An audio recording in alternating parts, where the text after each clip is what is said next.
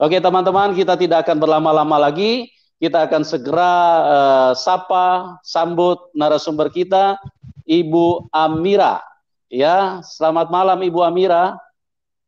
Selamat malam, Apa kabar Shalom. Ibu? Puji Tuhan, Pak. Sehat dalam Ya. nama Tuhan Yesus, keadaan sehat-sehat. Oh, haleluya. Tuhan Yesus baik ya, Bu. Puji Tuhan, sangat baik. Amin, amin. Ya. Tuhan Yesus adalah Tuhan yang bukan hanya dicerita di dalam Alkitab. Tuhan Yesus bukan pribadi yang hanya segudang kata-kata memenuhi buku, tidak. Tuhan Yesus adalah pribadi yang menyatakan diri kepada manusia. Jadi apa yang tertulis di dalam buku itu adalah firman. Dan karena dia firman, karena itu firman Allah, maka itu harus menjadi realita di dalam hidup ini. Harus dimanifestasikan. Makanya dikatakan Tuhan adalah Tuhan yang hidup. Karena dia Tuhan yang hidup, maka kita adalah makhluk hidup. Nah, kita makhluk hidup seharusnya merasakan Tuhan dengan jelas, ya. Bukan Tuhan yang dihalusinasi, bukan Tuhan yang cuma dibayang-bayangkan, bukan Tuhan yang tidak jelas, yang tidak bisa berinteraksi dengan manusia, bukan itu Tuhan. Kalau itu Tuhan palsu itu. Tuhan yang benar, Tuhan yang hidup, pasti dia hidup di dalam kehidupan kita. Karena kita makhluk hidup. Dia harus menjadi nyata di dalam hidup ini. Baru dia kita katakan dia adalah Tuhan dan Tuhan yang benar. Oke, pada malam hari ini kita akan dengarkan kesaksian dari Ibu Amira secara lengkap. Ya, namun sebelumnya mungkin saya ingin supaya Ibu Amira bisa menyatakan dengan jelas kepada teman-teman bahwa Ibu Amira adalah seorang muslimah dari Madura. Mungkin bisa sapa dulu keluarga atau teman-teman di Madura, Ibu, dengan menggunakan dialek atau bahasa daerah Ibu. Silakan Ibu Amira, kemudian dilanjutkan dengan kesaksian. Oke, silakan Ibu Amira. Selamat malam, Salam. Assalamualaikum, Tantretan, seteja sebadan Madura, sebadan Jember. Soala abakaula kelahiran Jember. Tapi keturunan dari Madura. Pasti, Tantretan kapi pasti tahu. Senyaman orang Jember, pasti orang Madura. Ben kaula mau kesaksian katantretan kapi sebenarnya badan Madura ngajak ke tantretan mapula berde sepada beren kaula andi nasib otaba andi iman se rosa paro nga kaula ayo jangan cek ragu-ragu cek kebet ayolah ikuti berjalan bersama Yesus indah, sungguh indah berjalan bersama Yesus. Nah, gula orang Madura mau menyaksikan, mau memberi kesaksian ke orang Madura. Polana kalau selama ini orang Madura kan disangka ada si Kristen yang Madura. Orang Madura pantik kaki. Orang Madura tahu na abujeng. Orang Madura tahu na Allah. Orang Madura tahu na Gusti Allah, Allah Pangeran. Mun ngabesoki orang Kristen pasti kafir. Salah tretan. Salah. Kristen tidak kafir. Kristen tak kafir tretan ki. Nah, Oke, Bu Amira baik. cukup Ibu. Jadi supaya yang lain bisa mengerti. Karena kalau Ibu Oke. ngomong Madura terus yang lain nggak ngerti nanti. Baik. Ya oke Bu, silakan Bu mulai dicerita dari latar belakang Ibu. Oke. Bagaimana dulu Ibu dari kecil dididik di dalam agama sebelumnya dan bagaimana sampai Ibu bisa beralih. Silakan Ibu diceritakan Oke. dengan bahasa yang bisa dimengerti oleh semua teman-teman dengan bahasa Indonesia tentunya ya. Oke, silakan Iya. Ibu Amira. Salam, selamat malam buat teman-teman semua, Bapak Ibu yang kiranya berkenan mendengarkan kesaksian saya ini. Dan kesaksian saya ini tujuan saya hanya memuliakan nama Tuhan. Dan perkenalkan nama saya Amira, saya datar belakang Muslim. Muslim beneran, Muslim taat. Tapi saya bukan pesantrenan, hanya kakak saya dan adik saya yang terakhir yang pesantren, tapi saya tidak. Di masa kecil saya seperti biasa belajar ngaji. Belajar ngaji, saya hatam Al-Quran biasa berkali-kali, karena hatam Al-Quran itu emang udah kemuliaan bagi orang Muslim. Walaupun nggak ngerti apa artinya dari Al-Quran itu, yang penting mengaji, selayaknya gimana anak kecil yang mengaji. Nah, setelah itu saya udah hatam ngaji, ya ayat-ayat pendek, saya juga banyak yang hafal dulu, surat Yasin juga saya banyak yang hafal. Kemungkinan sekarang juga ayat-ayat pendek masih ada yang hafal walaupun nggak semua hafal. Contohnya kayak surat Yasin saya hafal cuma depan-depannya aja.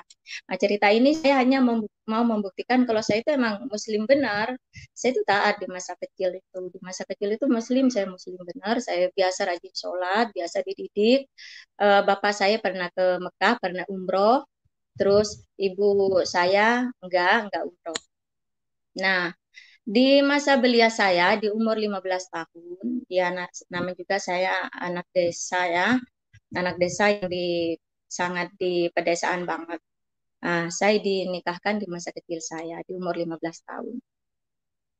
Saya yang fanatik dinikahkan sama orang yang lebih fanatik.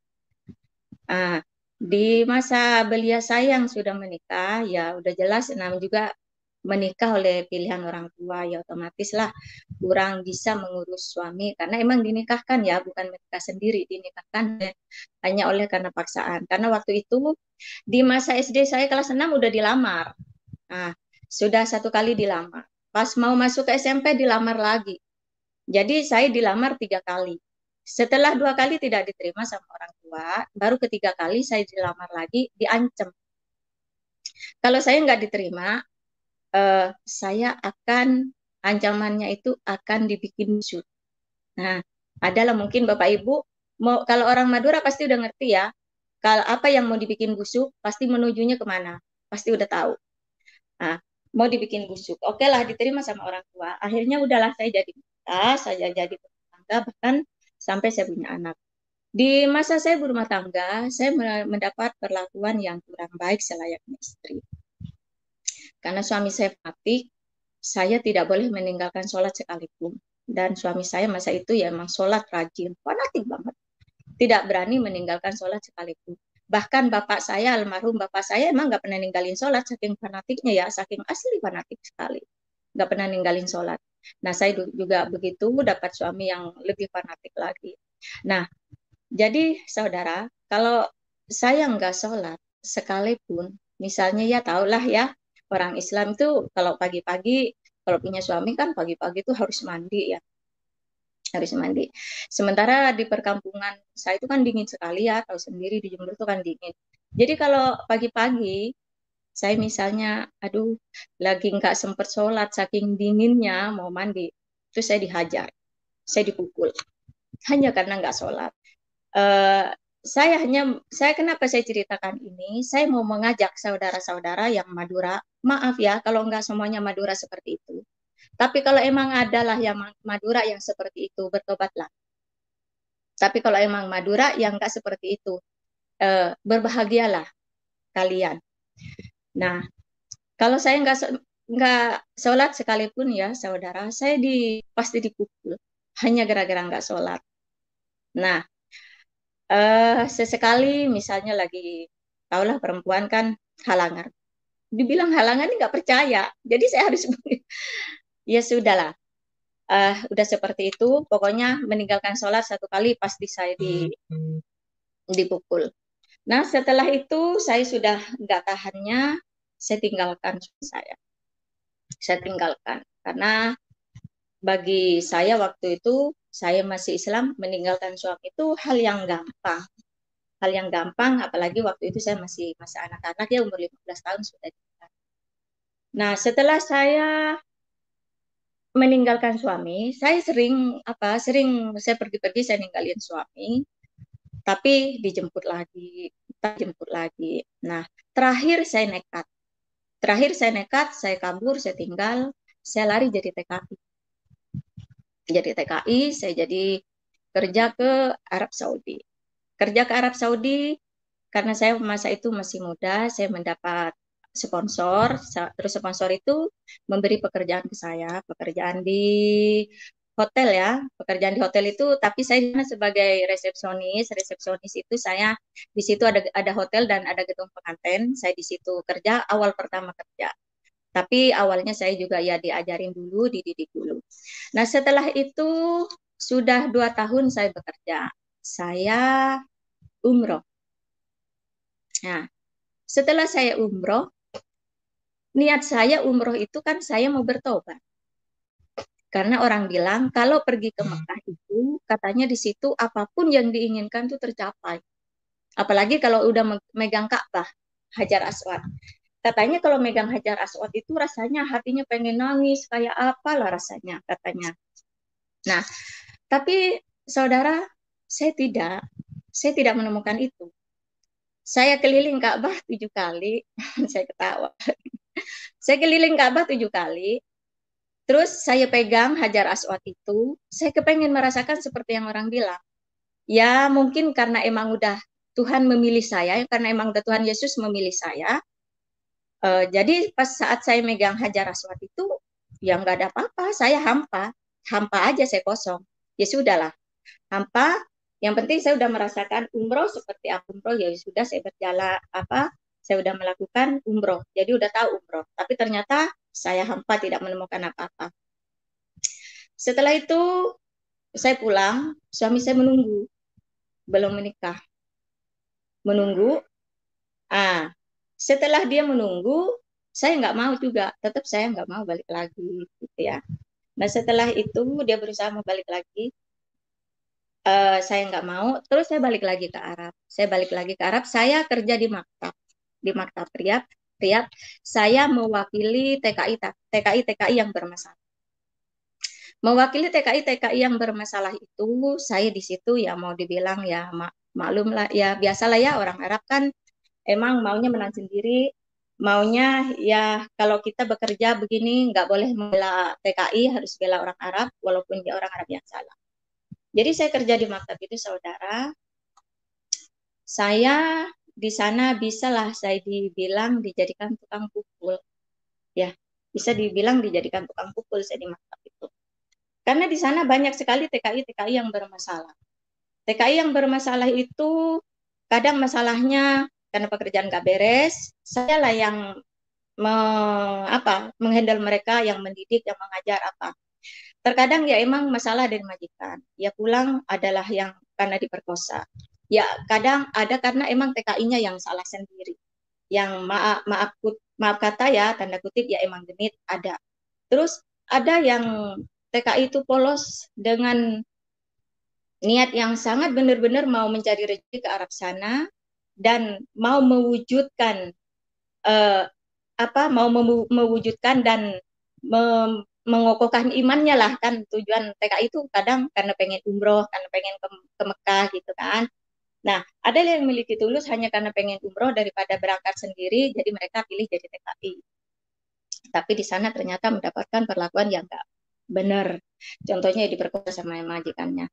Setelah diperhadapkan dengan saya sama majikannya, saudara, dia ngadu, anak ini TKI ini cerita ke saya bahwa diperlakukan seperti itu. Saya tidak berdaya. Saya nggak bisa membela TKI. Karena apa? Pas begitu saya mau meluruskan bahwa TKI ini yang salah. Misalnya saya ngomong ke majikan itu atau ke mudir itu manajer. Nanti apa? Orang Arab nih bilang, ya Mira, inti sugul fi Saudi, inti dauri fulus fi Saudi, les. Jadi maksudnya kamu kerja di Saudi, kamu cari uang di Saudi, nggak ada urusannya. Malik dahl inti, apa urusanmu?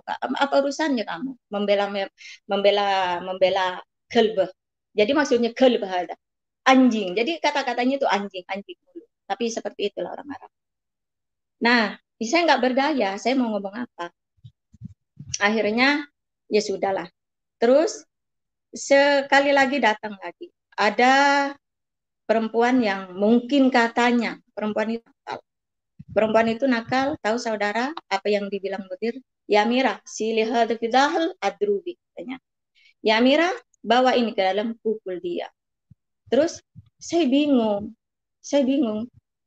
Ya mau nggak mau, pukul dia, katanya. Adru bihada, adru bihiyah. Terus, ya saya bingung ya saudara. Saya sudah ditugas, saya sudah digaji. Dengan berat hati, saya harus tampar dia. Karena memang pekerjaan saya masa itu. Harus tampar dia. Setelah itu, saudara, saya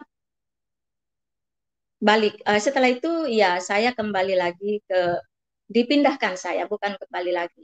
Setelah saya bekerja sekian tahun di maktab itu, saya dipindahkan ke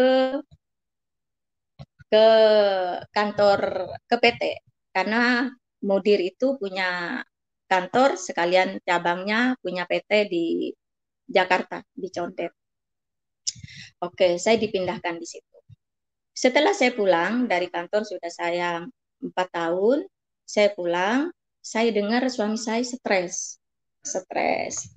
Setelah saya tinggal, dia sudah mulai stres, stres. Oke lah, saya nggak saya hiraukan dia stres. Udah bukan suami saya kok. Dan saya juga udah nggak nggak mau tersiksa terus, saya tinggalkan. Nah setelah itu saya kerja di PT, bukan kerja, iya saya dari maktab itu saya dipindahkan ke PT. Nah, di PT itu saya bertemu dengan seorang laki-laki yang Kristen satu-satunya, gitu. Setelah ketemu sama laki-laki itu, ya Kristen satu-satunya, dia juga bagian apa ngantar-ngantar TKI gitu ke imigrasi. Dan saya juga ya dipercayakan sama bos, dipercayakan dari bos Saudi, saya dipercayakan kerja di PT untuk mengajar TKI. Saya berhasil, saudara, berhasil saya kerja di PT itu banyak TKI yang sukses. Artinya karena di sana katanya saya tegas, saya apalah gitu penilaiannya, akhirnya saya sukses. Sukses TKI itu lepas dari masalah. Jadi pada takut karena saya arahkan bahwa orang Saudi itu seperti ini, seperti ini. Akhirnya banyak TKI takut yang mau bikin masalah. Nah setelah itu saudara, saya nggak tahu kenapa saya dipertemukan sama laki-laki ini dari awalnya. Saya juga nggak ada niat mau ketemu, mau menikah sama orang Kristen itu nggak ada niat sama sekali. Kalau bukan karena jalan Tuhan Yesus, kalau bukan karena Tuhan Yesus memilih saya, Tuhan tak akan mempertemukan saya sama laki-laki itu. Karena apa? Saya udah pergi ke Arab Saudi, nggak mungkin lah saya ketemu sama orang Kristen. Saya kerja di PT yang namanya udah golongan orang-orang Islam itu udah orang-orang Islam, nggak mungkin lah saya juga ketemu sama orang Kristen. Dan saya niatnya setelah saya selesai tugas saya kerja di maktab, saya mau kerja jadi TKI ke Amerika masa itu. Tapi saya masih ngumpulin biaya karena di tahun 1999 itu membutuhkan biaya sekitar 30 juta waktu itu mau ke Amerika, mau jadi TKI Amerika. Nah, tapi Tuhan berkata lain. Saya harus dipertemukan sama laki-laki. Sama laki-laki, dia orang Batak. Dan saya juga tadinya nggak tertarik, saudara, sama sekali. Enggak, saya sama sekali nggak tertarik. Dan dia juga nggak tertarik sama saya. Ngapain? Orang saya single parent. Pasti dia nggak tertarik. Nah, saya juga yang nggak tertarik lah. Ngapain saya nikah sama orang kan gitu. Emangnya udah kehabisan kayak gitu kan. Kalau bukan jalan Tuhan, saya nggak dipertemukan sama orang. Saya nggak dipertemukan sama orang Kristen. Dan saya nggak mimpi sama sekali saudara mau nikah sama orang Kristen tuh nggak mimpi sama sekali. Tujuan saya itu, kalau bapak saya pengennya saya itu karena saya sudah umroh, sudah berkali-kali ke Arab. Bapak saya pengen saya itu menikah sama Ustadz. Bapak saya bilang kalau bisa kawin sama Ustadz. Tapi ya itu kembali lagi Tuhan berkata lain. Karena kemurahan Tuhan. Karena emang Tuhan sudah memilih saya. Tuhan sudah memilih saya bahwa bahwa Tuhan mau jadikan saya itu umat pilihannya. Walaupun saya jungkir balik, mau benar-benar mengakui Yesus sebagai Tuhan. Nah setelah itu saudara, saya mulai mengenal dengan laki-laki ini dan kedengaran ke kampung bahwa saya mengenal sama laki-laki orang Kristen. Akhirnya suami saya udah semakin stres. Padahal dia sudah menikah. Karena nggak mau balik sama saya, dia menikah. Tapi dia stres. Mungkin cintanya hanya ke saya. Dia stres, akhirnya dia gila. Dia dipasung. Nah, akhirnya dia gila. Setelah saya menikah, sudah berapa tahun kemudian, akhirnya dia meninggal. Meninggal dalam posisi gila, dalam posisi dipasung, saking fanatiknya masa itu. Ya akhirnya ya dia meninggal saking fanatiknya, makanya mungkin kalau boleh saya sampaikan ke saudara-saudara yang ada di Madura ya, yang merasa laki-laki, mungkin ada yang mendengarkan kesaksian ini, jangan berlebihan kalau fanatik. Jangan berlebihan, jangan sampai mukulin istri. Jangan terlalu gampang, mukul istri itu nggak dosa. Nah, seperti masa itu saya emang suami saya waktu itu bilang, mukul istri itu nggak dosa. Mukul istri itu nggak dosa. Ya sudah, emang nggak dosa, emang seperti itu ajarannya, saya mau apa? Tapi kalau istri melawan suami dosa, bakal masuk ke neraka. Nah, kembali lagi ceritanya dulu saudara, sewaktu saya menjadi istri selalu saya dihakimi bahwa saya mati bakal masuk neraka kalau saya nggak patuh sama dia. Kalau istri nggak patuh sama suami, seperti itu terus ceritanya. Pokoknya ceritanya itu masalah kalau istri nggak patuh sama suami bakal mati masuk neraka, bakal mati masuk neraka. Apalagi di dalam ajaran Islam emang selalu dibilang istri itu harus patuh sama suami, sementara suaminya sendiri nggak jadi contoh. Bagaimana bisa? Nah, surga itu ada di telapak kaki suami. Surga itu keputusan istri masuk ke surga itu ada di suami. Kalau istri mau masuk ke surga, keputusannya ada di suami. Seperti itulah ya pelajarannya. Jadi maaf kalau ada saudara yang tidak sama, kalau ada muslim-muslim yang mendengarkan kesaksian ini tidak sama cara mendidik istri, nggak usah marah, nggak usah tersinggung. Karena emang inilah yang saya alami. Tapi emang kebanyakan kalau laki-laki di Islam selalu bilang keputusannya surga uh, istri masuk surga ada di keputusannya ada di suami. Istri mau masuk surga itu keputusannya ada suami. Kalau suami nggak mau nolong, ya udah masuk neraka terus. Nah, dan suami itu selalu mengatakan saya nanti tak akan menolong kamu nanti kalau udah kamu masuk neraka. Saya akan biarkan kamu di neraka, saya nggak akan menolong kamu. Ya udah, saya takut dong. Ngapain lagi suami ngutuk-ngutuk kayak gitu mulu masih tungguin. Nah, ternyata emang kalau saya pikir-pikir belakangan ini ternyata dia emang punya kelainan, yaitu stres. Ya udah karena saya dikutuk bahwa nggak mau nyelamatin saya karena saya dulu juga ya percaya juga sih dulu waktu itu kalau ke surga dan keselamatan itu ada di suami gitu. Nah, akhirnya ya saya nggak mampu seperti itu kan. Kalau memang keselamatan ada di suami, saya tinggal. Benar, saya tinggal. Setelah saya bertemu dengan laki-laki Kristen, saya udah jadi menikah. Akhirnya suami ini bertambah stres. Nah, cerita selanjutnya, saudara, masalah pengenalan saya dengan suami. Saya kenal sama suami, sebenarnya saya bukan mau masuk Kristen. Bukan mau masuk Kristen. Sebetulnya tujuan saya mau mengislamisasi suami. Tapi awalnya saya pura-pura saya mau masuk Kristen.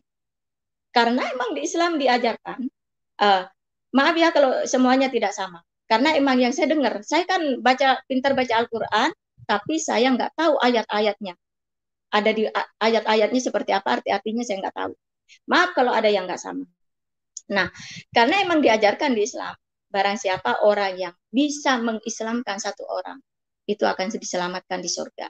Jadi, ya dengan cara apapun. Jadi ya saya berusaha dong pengen mengislamkan seseorang.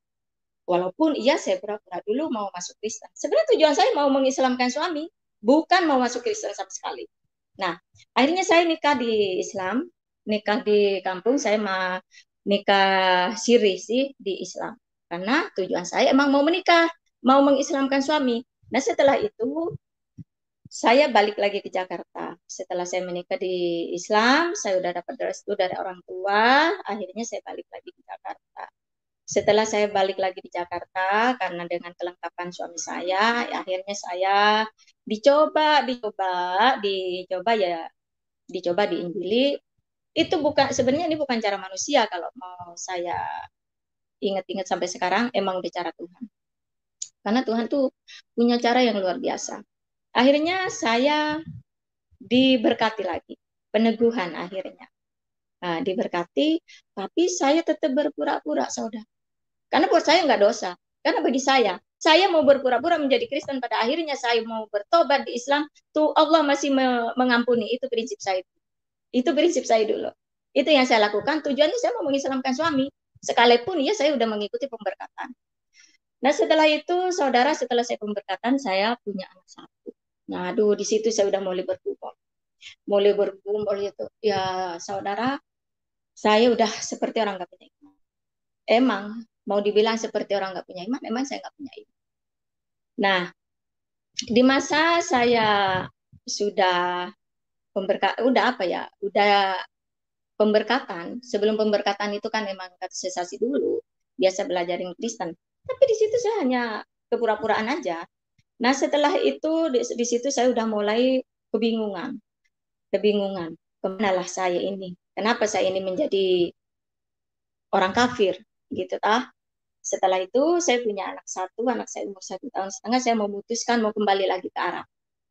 Nah, saya mau kembali lagi ke Arab, saya jadi kembali lagi ke Arab. Saya tetap memaksakan diri karena emang saya keras, Islam saya emang keras banget waktu itu, keras banget saya. Islam saya emang keras banget karena apa? Ajaran itu masih tertanam di benak saya, masih tertanam banget. Yang namanya Kristen itu ya kafir. Bahkan saya bukan tidak menghina kalau melihat orang Kristen. Kalau melihat gereja dibakar, itu saya mah ketawa, saudara. Ketawa. Seneng banget. Rasanya saya kalau yang namanya emang udah diiringi iblis ya, kalau melihat sesuatu yang menyedihkan, menyakitkan, seneng. Itu dulu. Kalau dengar ada gereja dilemparin batu, ada orang lagi ibadah dilempar batu, kan ada tetangga suami punya punya gereja gitu ya. Ada orang lagi ibadah dilemparin batu, saya ketawa. Saya ketawa. Padahal di situ saya udah dibaptis percik. Karena emang iman saya belum di situ, belum di situ. Setelah itu saudara 1 tahun dua ya anak umur 1,5 tahun saya memutuskan mau balik lagi ke Arab, mau balik lagi ke Arab dengan apapun caranya saya mau balik lagi ke Arab. Setelah tujuan saya kembali lagi ke Arab itu saya hanya mau mencari jati diri, mau mencari iman saya yang sebenarnya ke Arab. Balik lagi saya ke Arab. Walaupun semua melarang, walaupun saya nggak peduli suami saya melarang karena emang saya keras. Waktu itu saya masih keras, tapi sekarang puji Tuhan saya udah lemah-lemah. Bersama Tuhan Tuhan mengajari saya lemah-lemah. Waktu itu saya masih keras, saya tetap berangkat lagi ke Arab. Berangkat lagi ke Arab, saya udah nyampe ke Arab, tujuan saya hanya mau mencari iman saya. Nah, setelah saya sampai ke Arab, saudara, saya biasa bawa mukena, saya sholat. Di situ saya bergumul. Belum begitu bergumul saya. Akhirnya saya sholat. Pas saya sholat, kenapa saya sholat pintu yang biasa terbuka itu kok pintu ada yang mainin sih? Padahal teman-teman nggak ada kok. Ya, kebetulan saya kan di mesnya ada di atas, teman-teman ada di bawah semuanya. Kok pintu ada yang buka? Saya bingung. Akhirnya saya nggak selesai sholat karena saya kaget. Saya sholatnya menghadap ke pintu, tapi kok pintu digoyang-goyang? Saya bingung. Ada apa ini? Ada apa ini? Akhirnya saya bicara sama Tuhan. Tuhan, ada apa ini? Saya sholat ini kan tujuan saya mau bertanya Tuhan, pada siapa aku beribadah dan pada siapa aku beriman. Tapi kenapa pas begitu saya sholat Tuhan, kok sepertinya Tuhan nggak mengizinkan saya sholat. Oke, selesai. Saya tanya sama teman karena saya masih penasaran, apakah saat saya sholat ada teman yang mainin pintu. Teman bilang nggak ada. Setelah itu sudahlah saya bergumul, saya minta keputusan sama Tuhan. Tuhan, saya sholat sudah, tapi sepertinya Tuhan tidak mengizinkan. Tuhan, berilah saya bukti ya Tuhan. Karena emang udah keyakinan saya seperti itu, saya minta bukti sama Tuhan. Padahal percaya itu iman bukanlah karena melihat, tapi karena percaya. Tapi karena masa itu kan imanku masih goyah, masih masih belum mengerti lah baca Alkitab aja enggak. Nah akhirnya saya minta sama Tuhan, saya bergumul terus, saudara, bergumul terus karena saya juga bingung apakah saya harus jadi orang kafir apa gimana gitu kan. Akhirnya saya bergumul, tidur pun saya gelisah terus. Minta bukti saya sama Tuhan. Kalau emang Tuhan, buktikan pada saya. Kalau emang Engkau benar-benar Tuhan yang ajaib. Gak ada yang mustahil Tuhan, saudara. kalau kita bergumul sama Tuhan. Nggak ada yang mustahil. Dengan dahsyatnya Tuhan, dengan kebaikan Tuhan, saya yakin dan percaya sekali sekarang. Saya sekarang bisa bicara seperti ini karena saya sudah yakin sekali.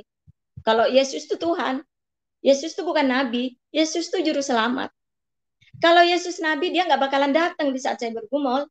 Kalau dia itu hanya sebagai nabi, dia nggak bakalan datang sama orang-orang yang minta bukti sama semua teman-teman yang kesaksian di channel YouTube ini. Kalau dia hanya nabi, dia Tuhan. Saya yakin, saya percaya dia Tuhan. Dia Tuhan. Kenapa? Saya percaya sekali dia Tuhan. Dia datang, saudara. Di saat saya tidur ke kanan, ke kiri, pikiran saya yang kacau balau, pikiran saya nggak tahu kemana arahnya. Saya, aduh, udah nggak tahu lah. Akhirnya saya kalau mau dibilang tidur, ya nggak tidur. Nggak tidur. Kalau mau dibilang melek, saya nggak melek. Ya gimana sih? Mungkin saudara pernah merasakan punya pikiran kacau balau, pusing lungsing apa segala macam, pikiran kemana-mana. Pasti saudara juga merasakan mau dibilang tidur dan nggak tidur, melek ya nggak melek. Akhirnya ada sosok saudara. Waktu itu saya belum percaya kalau itu bakalan Tuhan Yesus. Ada sosok, dia datang, dia mengulurkan tangan, dia berjubah putih dan mengulurkan tangan. Dia tidak menampakkan wajahnya karena saya emang nggak cari wajah itu. Akhirnya dia ulurkan tangannya, dia kasih tangannya itu. Saya terbangun saudara, saya terbangun dan saya langsung bangun, saya langsung berdoa, Tuhan, apakah iya benar ini Tuhan Yesus? Saya mesti bertanya Tuhan, saudara, karena saya emang susah mau percaya itu susah banget mau percaya sama Tuhan, susah. Mau percaya Yesus sebagai Tuhan itu masih susah banget waktu itu. Masih bertanya-tanya, terus masih berdoa, tapi saya mesti bertanya, apakah dia Tuhan atau dia malaikat? Pertanyaan saya, dia Tuhan atau malaikat? Masih bertanya-tanya. Setelah itu seiring berjalannya waktu, selesai saya bekerja, udah selesai di waktunya dikerja di Arab, udah selesai kontrak, saya pulang. Saya pulang, terus saya ke gereja waktu itu. Saya pulang dan saya ke gereja, tapi saya masih belum beriman. Saya masih belum beriman, saudara.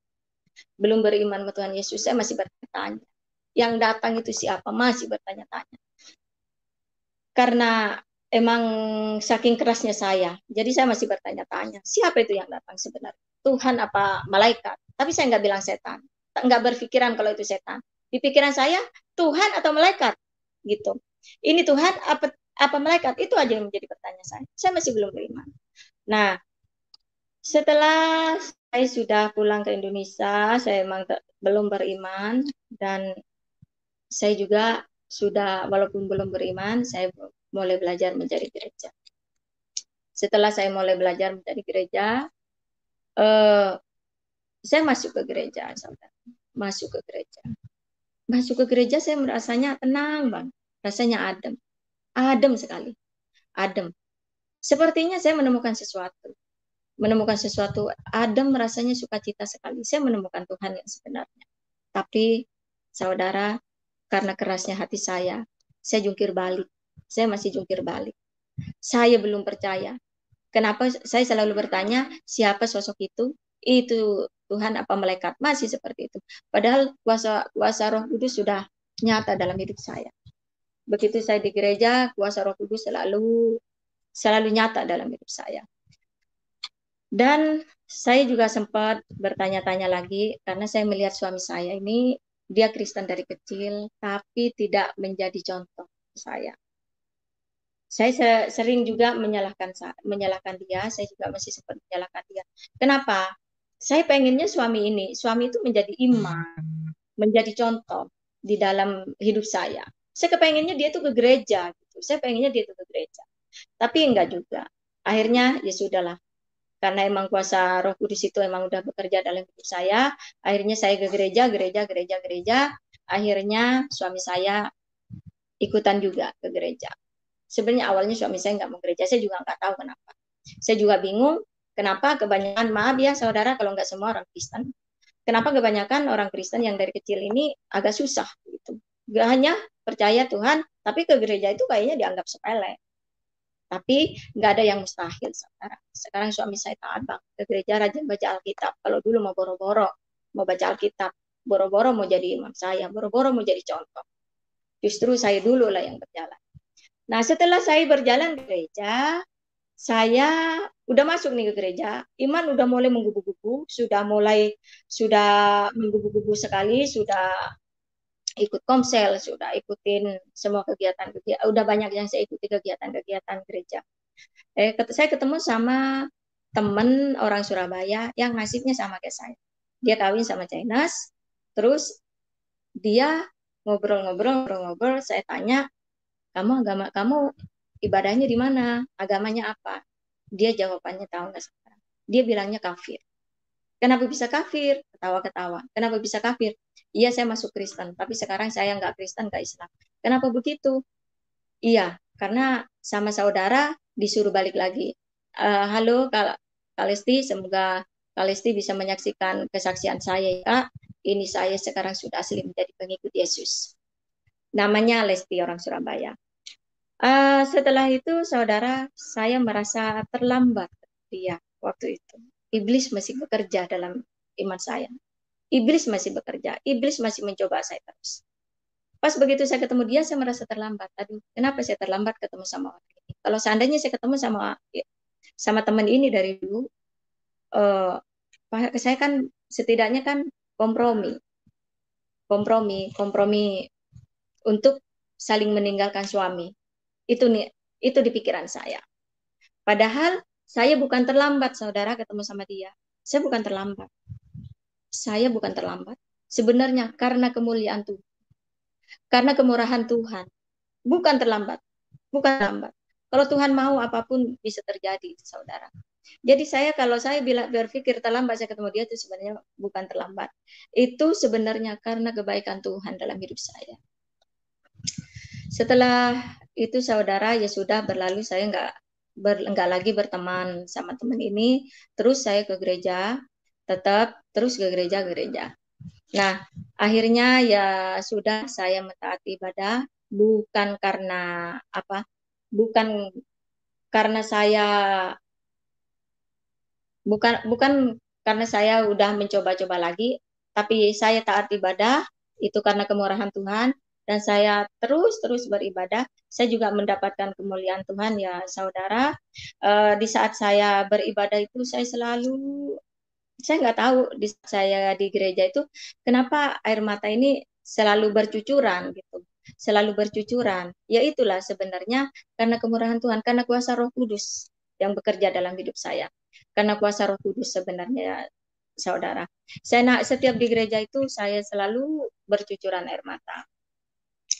Nah, setelah itu saya bekerja dalam maksudnya saya meyakini, saya terus menemukan kuasa Roh Kudus, menemukan kuasa Roh Kudus yang luar biasa. Setiap saya gereja itu saya merasakan nyaman sekali. Nyaman sekali, saya menemukan ketenangan di gereja itu. Saya kalau masuk ke gereja itu rasanya saya nggak pengen pulang. Saya nggak kepengen pulang, saudara. Saya nggak kepengen pulang. Rasanya ibadah 2 jam itu rasanya kurang. Saking menggebu-gebunya mengenal kuasa Tuhan itu. Ya, setelah itu ya saudara, setelah saya menemukan Tuhan Yesus itu, emang saya seperti menemukan kebahagiaan saya yang tak terduga. Kebahagiaan yang tak terduga. Di situ saya sudah mulai melekat mengenal Tuhan Yesus. Itu sudah mulai melekat, sudah mulai sudah melekat lah, sudah bahagia. Tapi yang lebih tambah lagi semakin kuat. Kan iman kita ya kadang emang sudah kuat. Tapi kadang ada lagi yang membuat semakin kuat. Ada lagi yang membuat semakin kuat. Yang membuat saya semakin kuat, kesaksian di channel YouTube Pak Yusuf. Di channel Pendeta Pak Yusuf ini yang membuat saya semakin kuat. Makanya kenapa saya mau kesaksian di channel Pak Yusuf ini, karena apa? Saya kepengen menjadi saksi sama teman-teman yang senasib seperti saya. Ayolah, ayo. Jangan ragu lagi sama Tuhan Yesus. Tuhan Yesus itu nyata, bukan nabi. Ayo tantretan saudara-saudara yang dari Madura, yang dari Jember, baik dari manapun yang memiliki nasib seperti saya. Ayolah, jangan setengah-setengah. Ayo, jangan setengah-setengah. Percaya, kebenaran hanya ada di dalam nama Tuhan Yesus. Dulu waktu kita ngaji, semua seisi Al-Quran kita baca semua berkali-kali, hatam kita nggak pernah tahu apa itu artinya. Kita hanya tahu hanya katanya. Coba bayangkan, kita di Islam, diajarin di Islam. Kebayang nggak sih saudara, halo saudara yang punya nasib seperti saya, apalagi yang orang Jawa Timur yang ajarannya sama.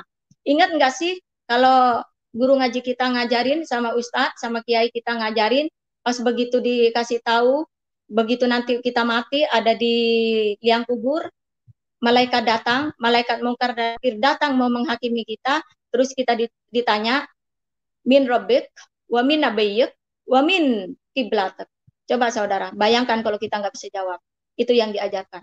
Apa yang akan terjadi pada saudara? Ayo, apa yang akan terjadi pada saudara kalau kita sudah mengalami hal seperti itu? Ajaran seperti itu. Bagaimana kalau itu nyata? Pas begitu kita mati nanti di liang kubur. Di dalam kubur ditanya, min rabbik, siapa Tuhan? Wa min nabiyyik, siapa nabimu? Wa min kiblatek, di mana? Siapa kiblatmu? Nah, kalau kita nggak bisa jawab, kita dipukul, dihajar, menjadi debu. Setelah menjadi debu, ini ceritanya ya, saya nggak tahu itu ada di Alkitab atau di Al-Quran atau tidak. Setelah menjadi debu, dikumpulkan lagi menjadi satu, ditanya lagi tidak bisa menjawab tentang keislaman, digebuk lagi menjadi debu. Setelah menjadi debu, digebuk lagi, dilemparkan ke neraka. Itu ajarannya. Itu yang membuat saya terngiang-ngiang, takut sekali menjadi orang Islam. Dan di saat saya terngiang-ngiang seperti itu, saya nggak pernah bisa tidur. Maaf, saya kembali lagi cerita ke awal. Di saat itu saya nggak bisa tidur, saudara. Apalagi yang tinggal di kampung, bunyi jangkrik, bunyi apa. Bagaimana mau beriman dengan benar? Bagaimana mau beriman dengan benar? Ditakut-takuti kalau nggak patuh sama suami, harus masuk neraka. Suami tidak mau menolong. Nah, kedua, ditakut-takuti lagi kalau mati di liang kubur yang harus dipukul oleh malaikat mungkar nakir, dihancurkan menjadi debu, setelah jadi debu dikumpulin lagi, dipukul lagi. Gimana, apakah bisa tidur kita malam membayangkan itu? Iya, nggak kebayang. Ayolah saudara-saudara yang masih memiliki ajaran seperti itu, yang memiliki mungkin yang menemukan jalan sudah mendapat bisikan dari Tuhan Yesus, ayo jangan setengah-setengah. Siapa saudara yang mengalami seperti saya, ayo jangan setengah-setengah. Sekarang saya yakin dan percaya saya ada di jalan kebenaran. Saya sudah nggak takut lagi sama benakeron. Kalau kata orang benakeron, malaikat itu benakeron. Saya nggak takut lagi, saudara.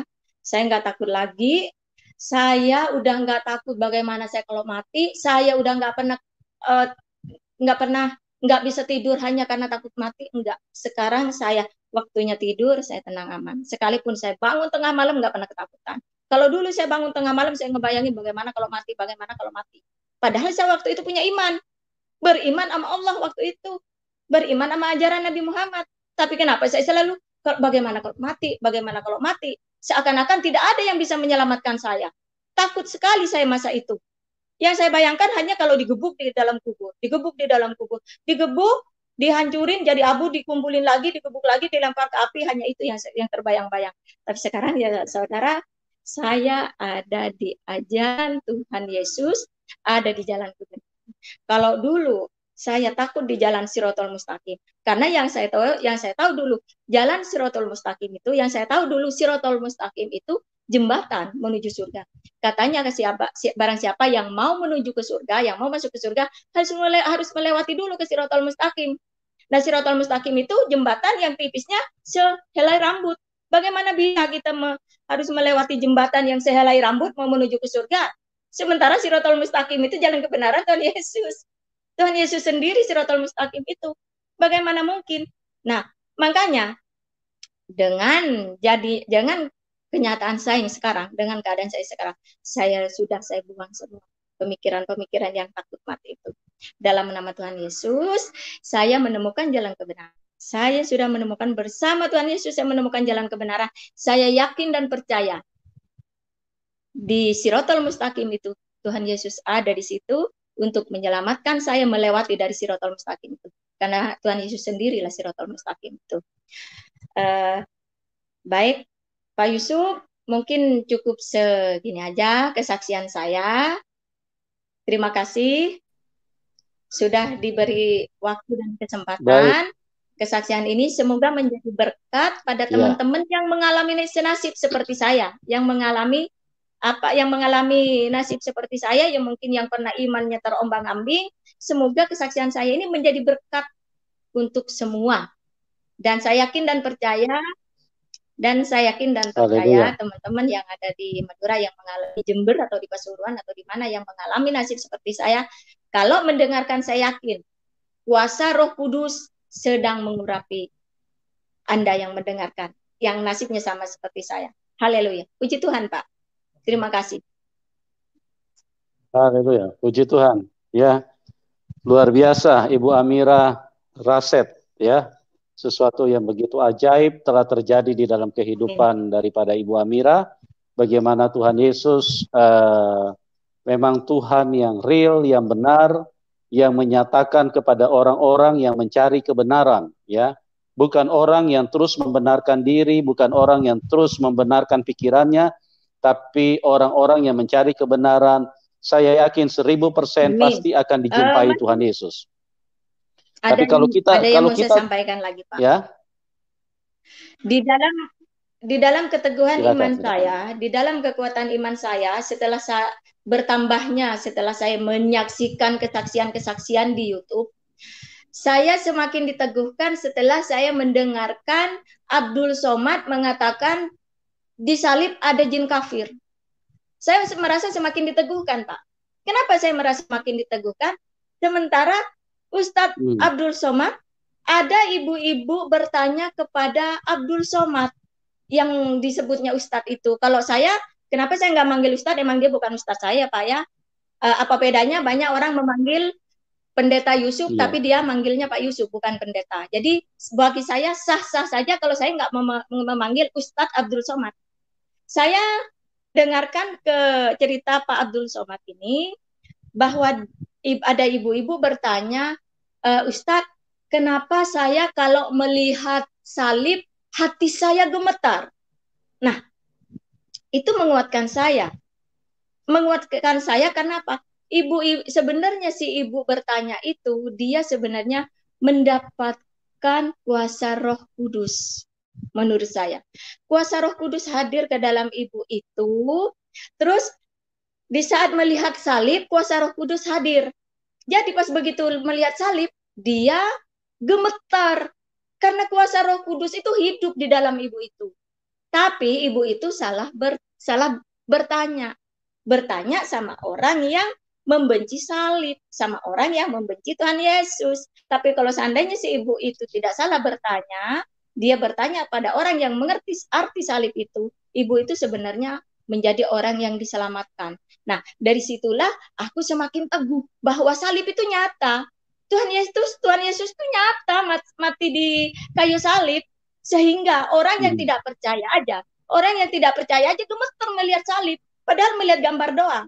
Melihat gambar itu dia gemeter. Jadi bagaimana saya nggak mau semakin teguh? Orang ibu-ibu itu bertanya, kenapa kalau melihat salib itu saya gemeter ya Ustadz? Ya karena emang dia udah mendapat urapan Roh Kudus, cuman dia nggak mengerti dan bertanya sama orang yang salah.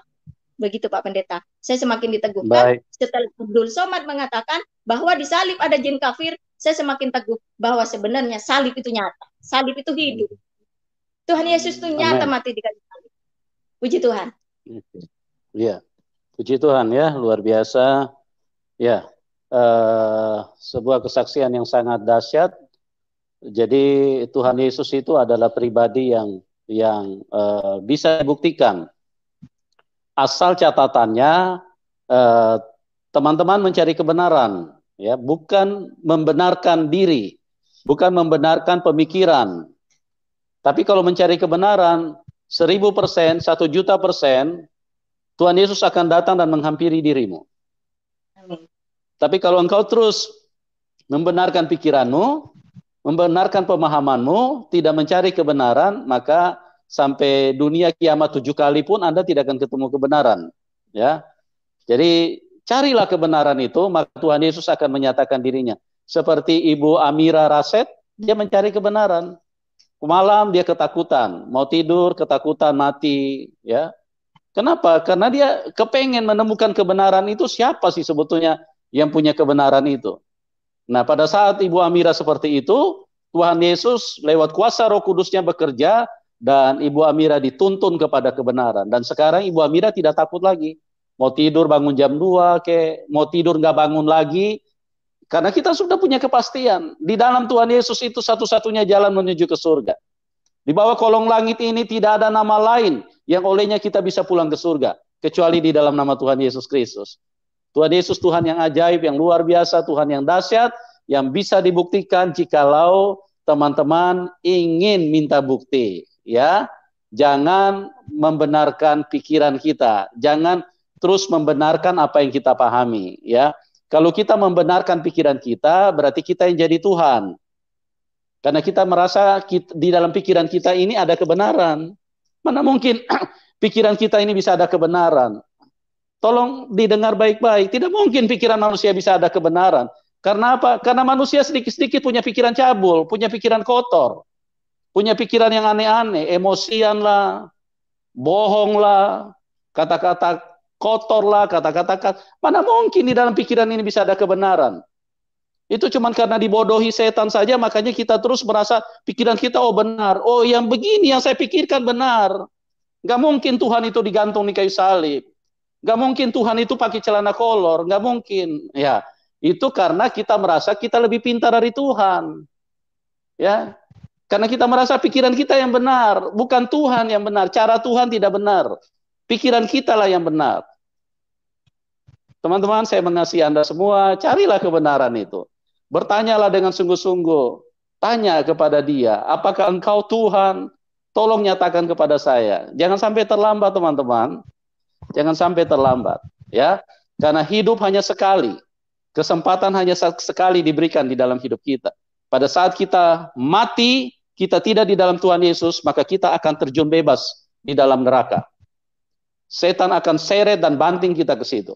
Tapi kalau kita di dalam Tuhan Yesus, pada saat kita mati, itu hanya pindah tempat. Kita hanya menanggalkan tubuh yang hina ini, terus kemudian kita menuju ke surga.